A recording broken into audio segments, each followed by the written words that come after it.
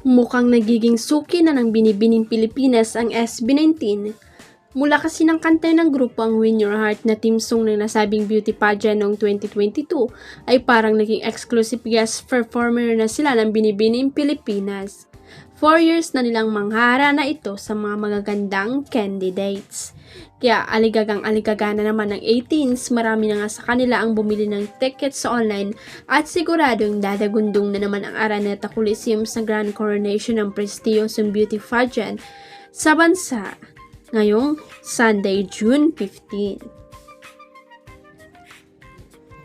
Sino ba naman ang makakalimot sa pinag-usapang performance ng SB19 last year kung saan kinanta nila ang Moonlight at nakipagsabayan pa sa kanila sa pagkanta ng Binibining Pilipinas team song ang mga OPM icon na sina Martin Nievera at Gary Valenciano.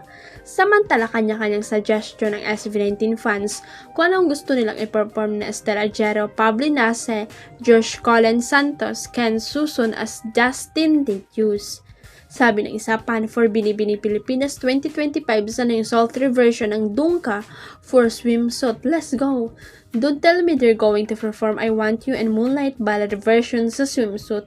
Bagay yung I Want You at Moonlight sultry version, yung version nung So Kick Off na panghara na sa Binibini. Mas okay sana kung Shooting for the Stars ang kantay nila sa evening gown competition. Tapos sa swimsuit kakantayin nila yung Moonlight katulad last year. Tapos sa evening gown yung I Want You, bongga. Sumabak na ang mga celebrity housemates sa inaabangang harapan at huling nominasyon ng Pinoy Big Brother Celebrity Collab Edition. Gaya ng inaasahan ang Dasby duo ni Dustin at Bianca De Vera ang nakakuha ng pinakamataas ng nomination points. 30 nomination points ang nakuha ng pinakasikat na love team ngayon sa bahay ni Kuya.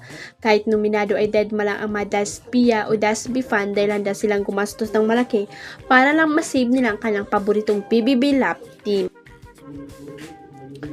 Sumunod naman ang AZ Verduo ni AC Martinez at River Joseph na mayroong 7 nomination points.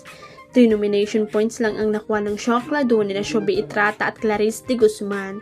Ilan sa mga kapwa nila celebrities ay nagpakita na ng suporta sa Shokla gaya na lamang ng dating celebrity housemate ng Pinoy Big Brother Community Season 10 na si Chi Filomeno. Shokla sabi ni Chi sa kanyang post sa X. Samantala pumasok na sa bahay ni Kuya nitong Martes, June 10 ng umaga si Barbie Fortesa, ang ikalawang bigating house guest bago ang inaabangang big night nito sa July. Huwag kalimutang i-click ang subscribe button at i-ring ang notification bell para sa latest at legit chika updates.